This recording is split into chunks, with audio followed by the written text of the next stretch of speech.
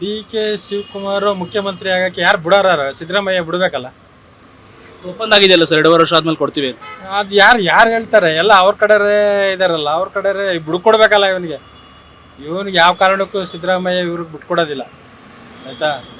ಇವರು ಇಂದ 5 ವರ್ಷ ಅವರೇ ಇರ್ತಾರೆ ಹೊರತು ಇವನು ಡಿ ಕೆ ಶಿವಕುಮಾರ್ಗೆ ಯಾವುದೇ ಕಾರಣಕ್ಕೂ ಬಿಟ್ಕೊಡೋದಿಲ್ಲ. 100% ನಿಜ. ಅದು ಸರ್ಕಾರ ಅವರನ್ನ ಕಾರಣಕರ್ತರಾಗಿದ್ದಾರೆ, ಆದರೂ ಅವರು ಸಿದ್ದರಾಮಯ್ಯನ ಫೇವ್ರೇಟ್ ಜಾಸ್ತಿ ಇದೆ, ಅದರಿಂದ ಬಿಟ್ಕೊಡೋದಿಲ್ಲ ಅವರು. ಈಗ ಡಿ ಕೆ ಶಿವಕುಮಾರ್ ಅವರು ಮುಂದಿನ ಮುಖ್ಯಮಂತ್ರಿ ಆಗಬೇಕಾ? ಡಿ ಕೆ ಶಿವಕುಮಾರ್ ಆಗ್ಬೇಕು ಸರ್. ಅವರು ಒಂದು ಒಳ್ಳೆ ವ್ಯಕ್ತಿ. ಕನಕಪುರ ಎಲ್ಲ ಕಡೆನೂ ಒಳ್ಳೆ ಕೆಲಸ ಮಾಡ್ತಿದ್ದಾರೆ.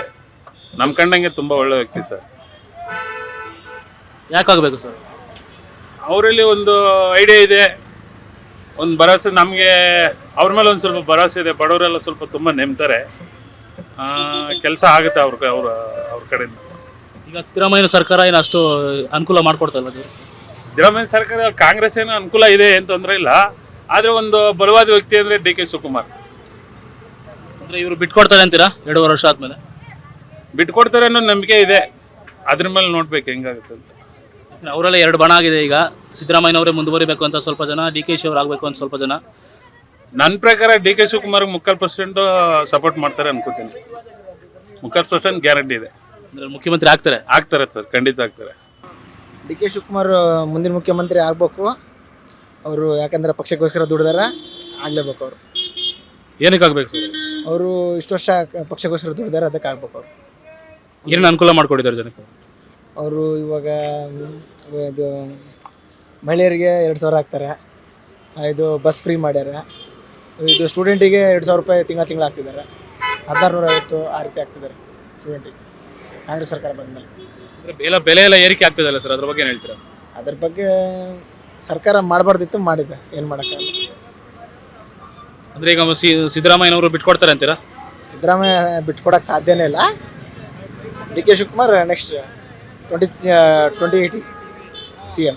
ಅಂದರೆ ಈಗ ಅವ್ರು ಆಗಲ್ಲ ಅಂತೀರಾ? ಈಗ 2.5 ವರ್ಷ ಆದ್ಮೇಲೆ ಅವ್ರಿಗೆ ಬಿಟ್ಕೊಡ್ಬೇಕು ಅಂತ ಹೇಳ್ತಾ ಇದ್ದಾರೆ. ಅದು ನನ್ನ ಪ್ರಕಾರ ಸುಳ್ಳು ಅನ್ಸುತ್ತೆ.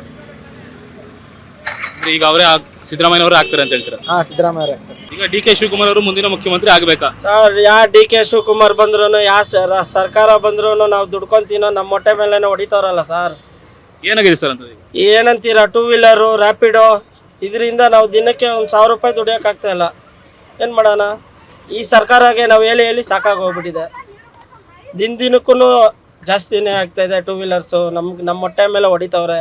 ಸರ್ಕಾರ ವೇಸ್ಟು ಸರ್, ಯಾರು ಬಂದ್ರೂ ಅಷ್ಟೇ. ಫ್ರೀ ಬಸ್ ಹೆಣ್ಮಕ್ಳು ಕೊಟ್ಟವ್ರೆ, ನಮ್ಗೇನು ಕೊಟ್ಟವ್ರೆ ಸರ್? ಈ ಬಿಸಿಲಲ್ಲಿ ಆಟೋ ಓಡಿಸ್ಕೊಂಡು ಈ ಬಿಸಿಲಲ್ಲಿ ಹೊಡುತ್ತಾ ಹೆಂಗೆ ಬಿದ್ದಿದೆ ಗೊತ್ತಾ? ಫ್ರೀ ಬಸ್ಸಸ್ ಕೊಟ್ಟಿದ್ರಲ್ಲ, ಅದರಿಂದ ನಿಮಗೆ ತೊಂದರೆ ಆಗ್ತದೆ? ತುಂಬ ಆಗ್ತದೆ ಸರ್.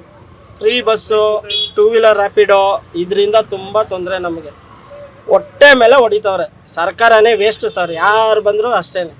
ಡಿ ಕೆ ಶಿವಕುಮಾರ್ ಬರಲಿ, ಇನ್ನು ಸಿದ್ದರಾಮಯ್ಯ ಬರಲಿ, ಯಾರೇ ಬಂದ್ರೂ ಅಷ್ಟೇ ಸರ್. ಇದ್ರ ಮೇಲೆ ಏನು ಸರ್ಕಾರನೇ ವೇಸ್ಟ್ ಆಗ್ಬಿಟ್ಟಿದೆ ಸರ್. ಅದು ಇರುತ್ತೆ ಅಲ್ವಾ ಎಲ್ಲ ಕಡೆನೂ, ಅದೆಲ್ಲ ಕಡೆನೂ ಇರುತ್ತೆ. ಸಾಲ ಕೊಟ್ಟಿರೋರು ಬಿಡ್ತಾರ, ಲೋನ್ ಹಾಕ್ಸ್ಕೊಂಡಿರೋರು ಬಿಡ್ತಾರ. ನಾವು ಹೊಟ್ಟೆ ಪಾಡು ದುಡಿಬೇಕು, ತಿನ್ಬೇಕು ಅಷ್ಟೇ. ಅಂದ್ರೆ ಈಗ ಬಾಡಿಗೆನೂ ಬರ್ತಾ ಇಲ್ಲ ಅಂತೀರಾ? ಫೈನಾನ್ಸ್ ಎಲ್ಲ ಹೆಂಗೆ ಕಟ್ತೀರಾ ಸರ್? ಬಾಡಿಗೆ ಅದೇ ಸರ್, 2 ವೀಲರಿಂದ ಬಾಡಿಗೆನೂ ಸಿಗ್ತಾ ಇಲ್ಲ. ಫ್ರೀ ಬಸ್ ಮಾಡಿಬಿಟ್ಟವ್ರೆ. ಎಲ್ಲ ತೊಂದರೆನೇ ಸರ್. ಬೆಂಗಳೂರಲ್ಲಿ ಜೀವನ ಮಾಡೋದೇ ಕಷ್ಟ ಆಗ್ಬಿಟ್ಟಿದೆ ಸರ್. ನಮ್ಮಂಥವ್ರು ದುಡ್ಕೊಂಡು ತಿನ್ನೋರು ಎಲ್ಲಿಂದ ದುಡ್ಕೊಂಡು ತಿನ್ನೋದು ಹೇಳಿ?